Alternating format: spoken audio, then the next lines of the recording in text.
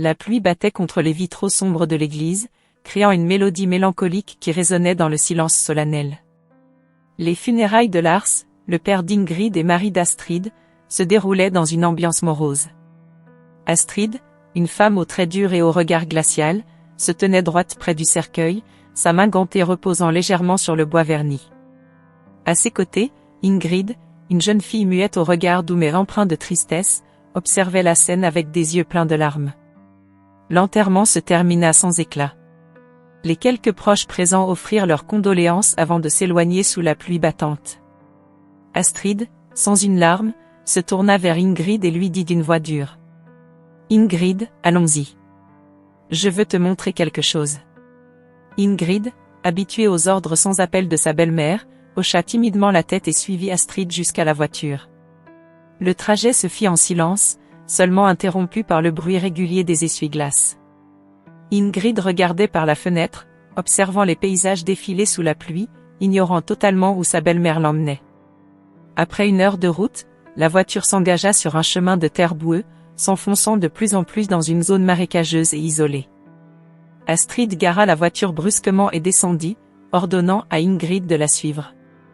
Le marais était sombre et oppressant, les arbres dénudés se dressant comme des spectres dans la brume.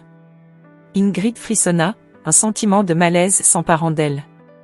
Astrid, sans un mot, s'enfonça dans le marais, Ingrid sur ses talons. Elles marchèrent pendant plusieurs minutes, la boue s'agrippant à leurs chaussures, les rendant chaque pas plus difficile. Soudain, Astrid s'arrêta. Elle se tourna vers Ingrid, ses yeux glacials fixant la jeune fille. « C'est ici que je te laisse, Ingrid. » Ingrid, choquée, essaya de protester, mais aucun son ne sortit de sa bouche. Elle regarda Astrid avec des yeux suppliants, mais cette dernière ne montra aucun remords. Elle tourna les talons et repartit vers la voiture, laissant Ingrid seule dans le marais. Ingrid, perdue et effrayée, regarda autour d'elle. Le marais semblait s'étendre sans fin, chaque direction semblant aussi désespérante que la précédente. Elle savait qu'elle devait bouger, trouver un moyen de survivre. Avec une détermination naissante, elle commença à marcher, s'enfonçant davantage dans le marais. Le crépuscule tomba rapidement, enveloppant le marais d'une obscurité inquiétante. Ingrid trébuchait sur les racines et les pierres, ses vêtements trempés collant à sa peau. Elle se sentait épuisée, mais elle savait qu'elle ne pouvait pas s'arrêter. Elle devait survivre, pour son père, pour elle-même. Alors qu'elle avançait, une silhouette mystérieuse se dessina à la lisière de son champ de vision. Ingrid s'immobilisa, son cœur battant la chamade. La silhouette semblait l'observer, mais ne fit aucun mouvement pour s'approcher. Un sentiment d'espoir inattendu s'empara d'elle. Peut-être n'était-elle pas seule dans ce marais après tout. Ingrid continua à avancer prudemment, ses pas guidés par une lueur d'espoir. La silhouette disparut dans la brume, mais l'idée qu'elle n'était peut-être pas seule lui donna la force de continuer. Chaque pas la rapprochait de la survie, chaque respiration était une victoire contre le désespoir.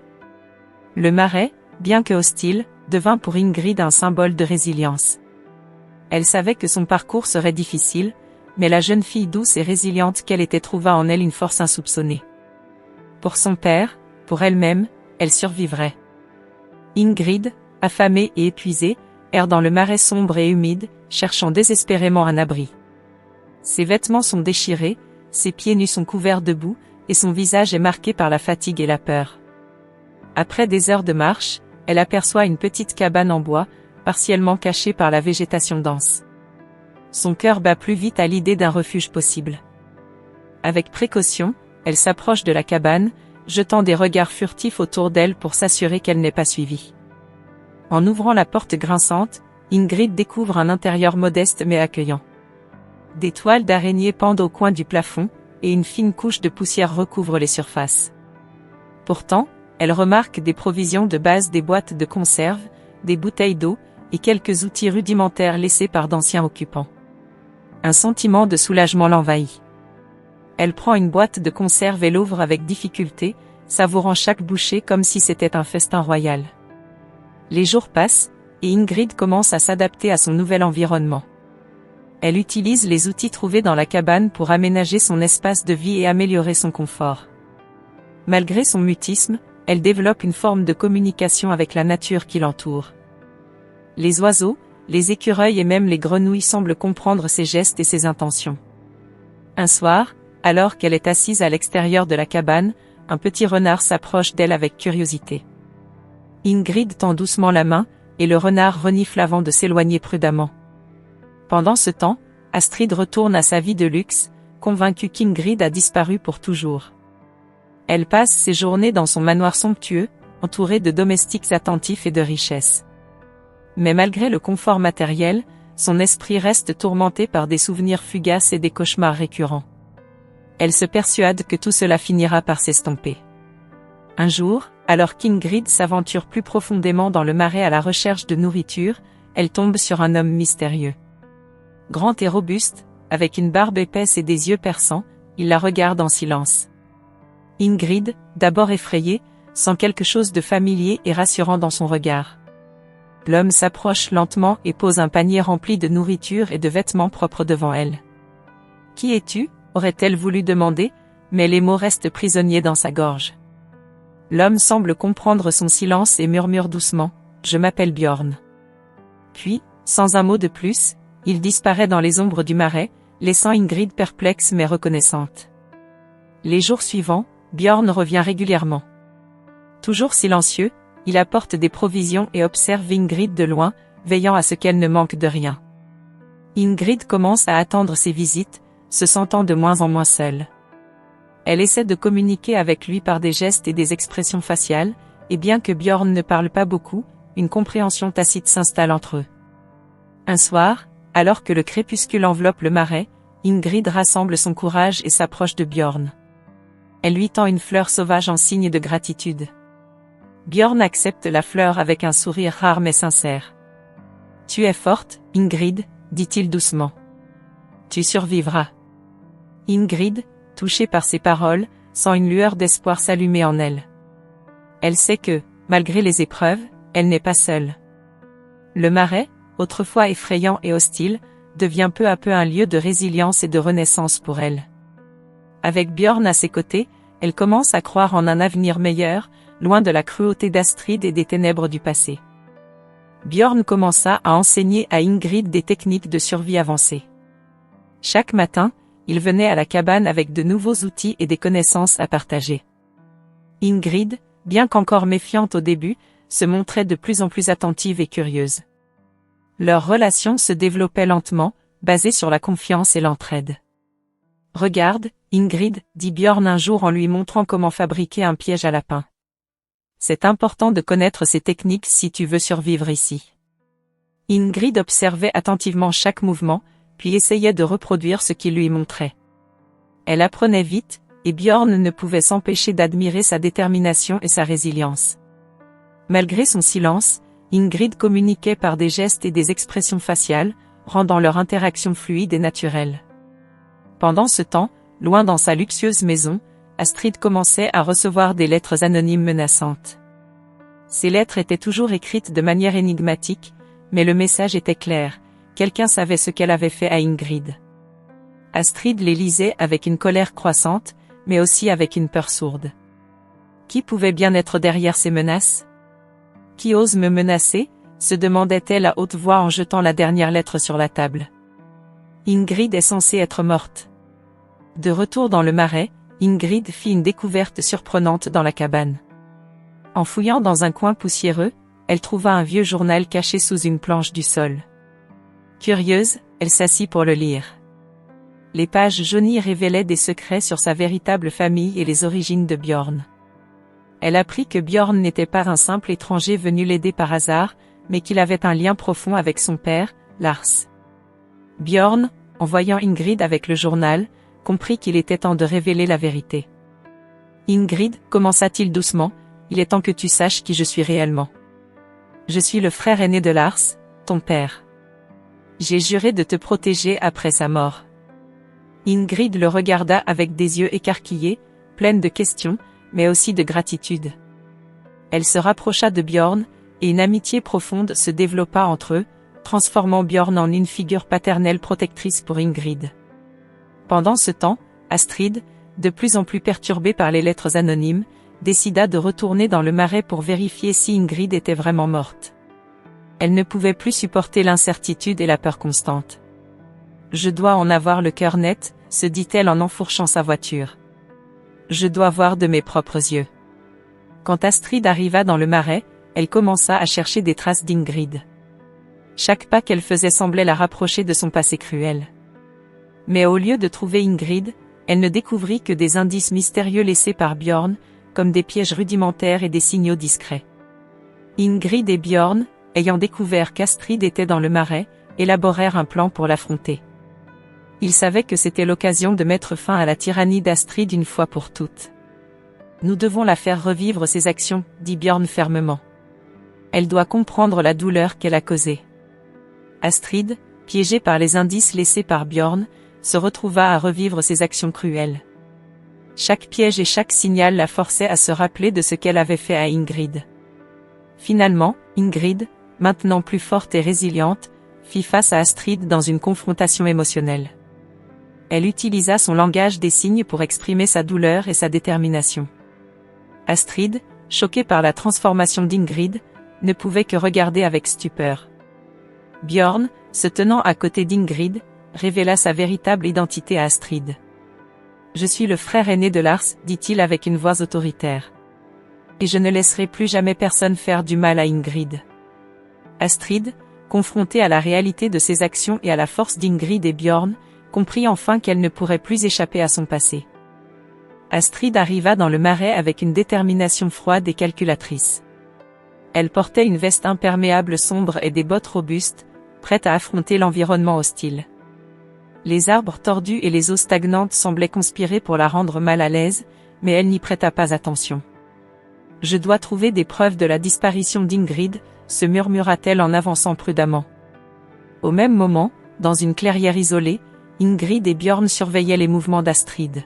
« Elle est là », signala Björn, observant à travers les branches d'un arbre. Ingrid hocha la tête, déterminée. Ils avaient passé des mois à planifier ce moment, et maintenant, ils allaient mettre leur plan à exécution. Astrid continua de marcher, mais elle remarqua bientôt des signes étranges, des empreintes de pas partiellement effacées, des morceaux de tissu accrochés aux branches. « Qu'est-ce que c'est » murmura-t-elle, son instinct de méfiance s'éveillant. Ces indices n'étaient pas laissés par hasard, ils étaient délibérément placés pour la mener plus loin dans le marais. « Elle doit comprendre qu'elle est suivie » murmura Ingrid, ses yeux brillants de détermination. Björn hocha la tête. « Nous devons être prudents, mais nous ne pouvons pas la laisser s'échapper. » Ils se mirent en mouvement, s'assurant de rester à une distance sécuritaire tout en continuant à guider Astrid vers leur piège. Astrid, se sentant de plus en plus anxieuse, trébucha soudain sur une racine d'arbre et tomba lourdement dans la boue.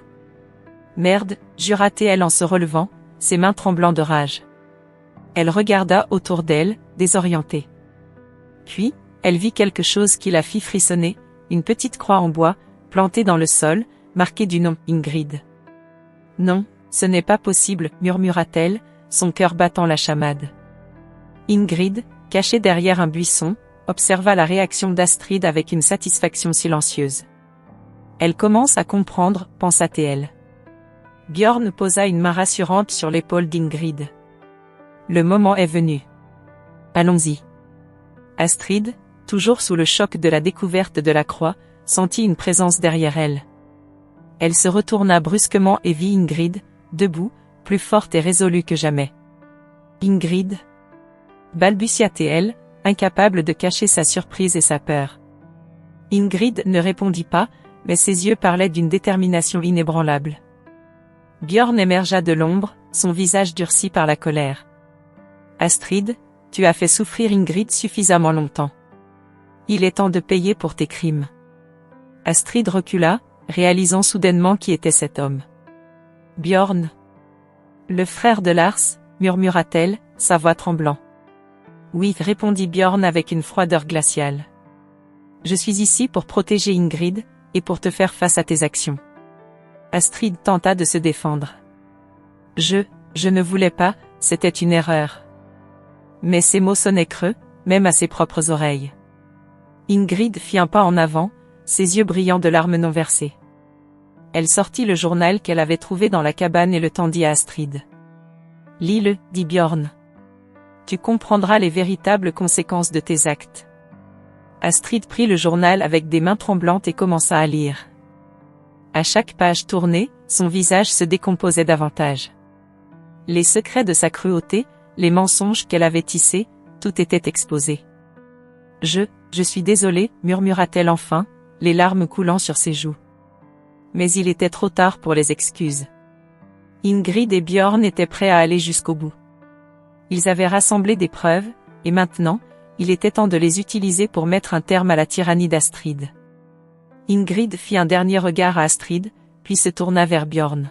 « Nous devons appeler la police, signa-t-elle. Bjorn acquiesça. « Oui, il est temps de rendre justice. » Astrid, désormais consciente de l'inéluctabilité de son sort, se laissa tomber à genoux, écrasée par le poids de ses propres méfaits. Le marais, témoin silencieux de cette confrontation, semblait retenir son souffle, attendant le dénouement de cette histoire tragique. Astrid, submergée par la panique, scrutait frénétiquement les alentours du marais. Chaque bruit, chaque mouvement de la faune environnante semblait amplifier son angoisse. Les arbres se refermaient sur elle comme des juges silencieux. Elle se rappelait les horreurs qu'elle avait infligées à Ingrid, et maintenant, le marais lui renvoyait ses propres cruautés. « Je dois sortir d'ici, » murmura-t-elle, la voix tremblante. Elle tenta de rebrousser chemin, mais ses pieds s'enfonçaient dans la boue visqueuse, comme si le marais lui-même cherchait à la retenir. Pendant ce temps, Ingrid et Bjorn, cachés dans l'ombre, observaient la scène. Ingrid, autrefois effrayée et vulnérable, affichait maintenant une détermination inébranlable. Bjorn posa une main rassurante sur son épaule. « C'est le moment, Ingrid. »« Tu es prête ?» chuchota Bjorn. Ingrid hocha la tête. Ensemble, ils s'approchèrent d'Astrid, qui, en apercevant les deux silhouettes, tenta de fuir, mais trébucha et tomba lourdement dans la boue. « Astrid, ta fuite est inutile. » La voix de Bjorn résonnait avec une autorité non dissimulée. « Tu dois faire face aux conséquences de tes actions. » Astrid, le visage déformé par la peur et la frustration, se redressa tant bien que mal. « Vous croyez que vous pouvez me faire payer ?» Elle éclata d'un rire nerveux. « Personne ne vous croira. » Ingrid fit un pas en avant, les yeux brillants de détermination. Elle tendit une liasse de papier vers Astrid. C'étaient des preuves, des documents et des lettres accumulées au fil des mois, détaillant les abus et les mensonges d'Astrid. « Ces preuves parlent d'elles-mêmes, » déclara Bjorn. « Tes mensonges, ta cruauté, tout est ici. » Astrid regarda les papiers avec horreur, réalisant que son monde s'effondrait. Avant qu'elle ne puisse réagir, le bruit des sirènes de police perça le silence oppressant du marais. Les lettres anonymes envoyées par Bjorn avaient enfin porté leurs fruits. Les policiers arrivèrent, leurs torchers éclairant la scène. L'un d'eux s'approcha d'Astrid, menotte en main. « Astrid Lingrand, vous êtes en état d'arrestation pour abus et tentative de meurtre sur la personne d'Ingrid Lingrand. » Astrid, prise au piège, ne put que se résigner. Elle fut emmenée, les menottes claquant sur ses poignets, tandis qu'Ingrid et Bjorn regardaient en silence. Quelques jours plus tard, Ingrid et Bjorn s'étaient installés dans une nouvelle maison, loin du marais. La petite cabane, bien qu'elle ait été un refuge temporaire, ne pouvait offrir le confort et la sécurité dont ils avaient besoin. Un matin, Ingrid, maintenant capable de parler grâce au soutien et à l'amour de Bjorn, se tenait devant une assemblée réunie dans une petite salle de village. Elle prit une profonde inspiration, puis commença à raconter son histoire. « Je m'appelle Ingrid Lingrand, et pendant longtemps, j'ai été réduite au silence par la peur et la cruauté. Mais aujourd'hui, je me tiens devant vous pour partager mon voyage, un voyage de résilience et de découverte de soi. » Les visages dans l'assemblée étaient attentifs, émus par les paroles d'Ingrid. Elle continua, racontant comment elle avait survécu dans le marais, comment elle avait trouvé la force en elle-même et l'amour dans les yeux de Bjorn. « Ce que j'ai appris, c'est que même dans les moments les plus sombres, il y a toujours une lumière. Cette lumière, c'est l'amour, c'est la résilience face à la trahison. » La salle était silencieuse, absorbée par les mots d'Ingrid. Bjorn, debout à ses côtés, la regardait avec fierté. Ingrid avait trouvé sa voie, et avec elle, Une nouvelle vie pleine de promesses et d'espoir. Le marais, autrefois symbole de peur et de désespoir, était maintenant derrière eux. Ingrid et Bjorn pouvaient enfin avancer, ensemble, vers un avenir radieux. Si vous avez suivi jusqu'ici, abonnez-vous à la chaîne pour plus d'histoires émouvantes et captivantes comme celle-ci.